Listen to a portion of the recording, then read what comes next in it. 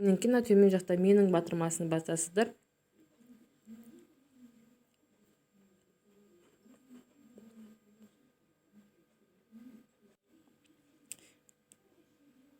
Міне осы жерде мынау ең бірінші кошелектің суреті тұрған жер.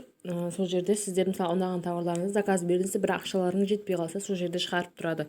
Одан кейінгі суретте сіздер карточканың суреті тұрған жерде товардың ақшасы толық төленгенін кезін көрсетіп тұр. Ал үшінші КамАЗдың суреті тұрған жер сіздердің заказдарыңыз доставкаға қай жерге келгені, сол жайлы толық ақпарат беріп отырады. Одан кейін мынау үш нүкте тұрған менде келіп тұр. Отзыв сұрайды. Товарды алғаннан кейін сізден отзыв сұрайды, сол жер. Ал юань тұрған белгі бұл сізге ұнамаған товардың ақшасын қайтқан-қайтпағанын көретін жер. Енді төменгі жақтағы корзинаның суреті тұр. Соның үстін бассаңыздар, осында сіздер корзинаға сақтаған суреттеріңіз, яғни ұнаған товарларыңыз осы жерде тұрады. Одан кейін үш нүктені бассаңыздар, сіздер алатын товардың сатушысымен сөйлесетін жер. Міне осы жерде мен мына товарларым қайда шықты, қашан жіберді, қалай жіберді, сол жайлы өздері мәліметтер беріп отыратын жер. Алғашқы екеуі тұрған алғашқы беттер, басты беттер.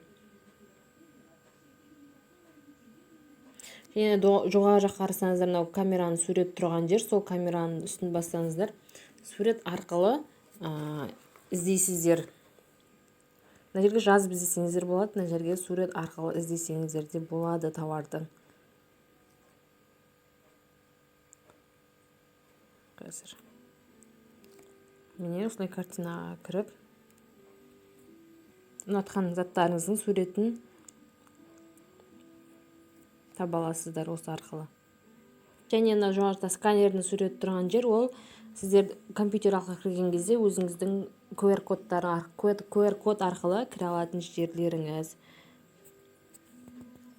Егер корзинаға сақтаған суреттеріңіз көбейіп кетсе, очистить ету жолын көрсетемін. Мысалы, мыналар мен корзинама сақтаған суреттерім. Өшіргіңіз келсе, үстінен осылай басып тұрасыз да, осының ортадағы жазуды басасыз. Корзинаны осылай тазалап тұру керексіздер. Міне